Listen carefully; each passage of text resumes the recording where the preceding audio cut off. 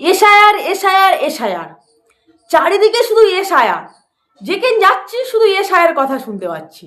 কেন ভাই, এত কিসের সমস্যা? আমি কিছু বাবা বুঝি না। বেশি বক বক না করে তাহলে ভিডিওটা শুরু করি। এই সময় কম, শুরু করো। ও কাকু, অভিষেক বাবু প্রদীপ করের মৃত্যু নিয়ে খুব তো আন্দোলন করছে, আপনি কি বলেন? ধর ওই অভিষেক কথা বাদ দিন তো, আমাকে বলবেন না, ফালতু একটা লোক। ও কাকু আবার এসব বলছে এনআরসি এসআইআর সব একসঙ্গে হচ্ছে নাকি? টিএমসি মূর্খদের দল, শুধু মূর্খ না, বদমাইশদের দল। আমি কিন্তু 1-9 আমি বলে দিচ্ছি। কোথাও দেখাতে পারবেন যে এসআইআর এনআরসি লেখা হয়েছে?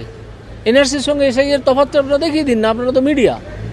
তো মিথ্যে কথা বললে কি করে হবে? মিথ্যে কথা বলবে, মানুষ কি তাতে বিভ্রান্ত হবে না। মানুষ এবিসিডি জানে, এসআইআর কি জিনিস, কি কোন কোন লেটার নিয়ে তৈরি সেটা জানে, আর এনআরসি কোন কোন লেটার নিয়ে তৈরি সেটাও জানে। জ্ঞানেশ কুমারের বাবার নাম আছে ভোটার লিস্টে, ডকুমেন্ট দেখাতে পারবে? অমিত শাহর বাবার জন্মের সার্টিফিকেট দেখাতে পারবে?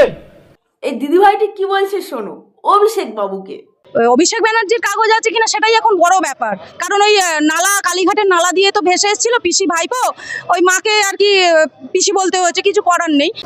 তো আমি আগে জিজ্ঞেস করি যে অভিষেক ব্যানার্জি, তোমার বাবার কাগজটা ঠিক আছে তো, তোমার দাদুর কাগজটা ঠিক আছে তো? অভিষেক বাবু বলছে যে বিজেপি কর্মীদের বেঁধে রাখবে। দিদিভাই এই নিয়ে তোমার কি বক্তব্য? গাছে বেঁধে দেখুক, বিজেপি কর্মীদের গাছে বেঁধে দেখুক, বিজেপি কর্মীরা গাছ উপড়ে চলে আসবে, তারপরে কি হবে আপনার? বিজেপি কর্মীদের গাছে আটকাবেন, জনগণ ওই গাছ থেকে বেঁধে বিজেপি কর্মীদের রাস্তায় নিয়ে আসবে, যাতে বিজেপি কর্মীরা এসআইআরটা করতে পারে। সাধারণ জনগণকে আপনার বার্থ সার্টিফিকেট দেখান, আপনার শিক্ষাটা কোথায় নিচে নেমেছে সেটা বড় প্রমাণ হচ্ছে আপনি হুমকি দিয়ে কথা বলেন।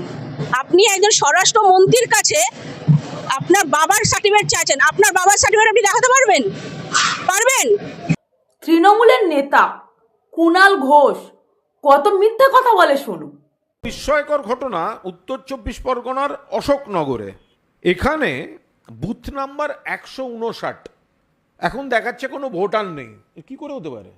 বলছে ভোটার নেই, একটা বুথ আছে। সে ভোটাররা গেলেন কোথায়? এর মধ্যেই উড়িয়ে দেওয়া হয়েছে। সে কোথায় গেলেন তারা? তার তো একটা উত্তর থাকবে, নেই।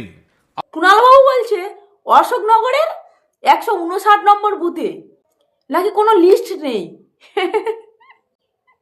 এদিকে সাংবাদিকরা অন্য কথা বলছে, শোনো কি বলছে।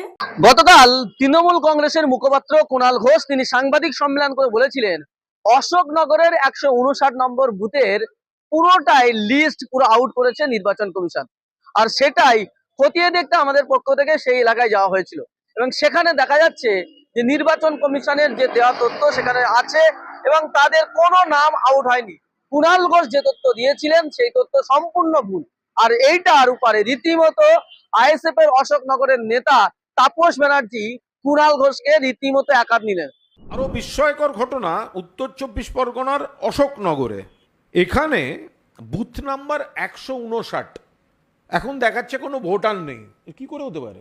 নেতা তাপস ব্যানার্জি তিনি কি বলছেন যে কুণাল ঘোষ কিভাবে মিথ্যাচার করেছে, কিভাবে ভুয়ো তথ্য মানুষকে ছড়িয়ে এসআইআর নিয়ে মানুষের মধ্যে আতঙ্ক ছড়াচ্ছে, সেই ছবিটা আরেকবার দেখাবো। কুণাল ঘোষ কীভাবে উনি বললেন যে আমার অশোকনগর, আমি অশোকনগরে বসবাস করি, আমি অশোকনগরে 2021 সালে সংযুক্ত মোর্চার বিধানসভার ক্যান্ডিডেট ছিলাম, আমি এখানে পার্লামেন্টের ক্যান্ডিডেট ছিলাম, স্বাভাবিক নিয়ে আমি এখানে বিরোধী পক্ষের লোক, সেখানে দাঁড়িয়ে আমাদের তো কিছু বক্তব্য আছে। উনি কোথা থেকে পেলেন যে 159 বুথ? শুনুন, 159 বুথ হচ্ছে গুমা 1, গুমা 1 নম্বর পঞ্চায়েতের, এটা চুরিপাড়া, ঘোষপাড়া, মালিপাড়া, 159 বুথ। এটা হচ্ছে গ্রামের 8টা পঞ্চায়েতের শেষ বুথ। এই বুথে এই 2025 সালে 842 জনের নাম। উনি বলছেন 2002 সালে পুরো লিস্টটা হাওয়া। উনি কোথা থেকে পেলেন এটা তথ্যটা? এরা মানুষকে কিভাবে বিগড়াচ্ছে দেখো, মানুষের মনে কিভাবে ভয় ঢুকিয়ে দিচ্ছে দেখো এসআইআর নিয়ে।